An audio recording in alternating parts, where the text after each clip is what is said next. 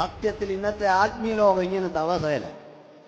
ഇരിക്കുന്ന പാമ്പിന്റെ വായിലാണെങ്കിലും കസേരന്ന് പിടിപെടത്തില്ല. അതിൻ്റെ ഉള്ള അടിയ. പാവപ്പെട്ട ദൈവദാസന്മാർ ഉണ്ടുമുറുക്കി ഉടുത്ത് പട്ടിണി കിടന്ന് കുട്ടിന്മേൽ നിന്ന് കരഞ്ഞ് ആത്മാക്കളെ നേടി ഉയർത്തിയ പ്രസ്ഥാനമായത്. നീ എല്ലാം കൂടി നശിപ്പിക്കരുത്. തൻ്റെ ഉണ്ട് സ്വത്രം പറഞ്ഞാൽ മതി. ശരിയുണ്ടോ?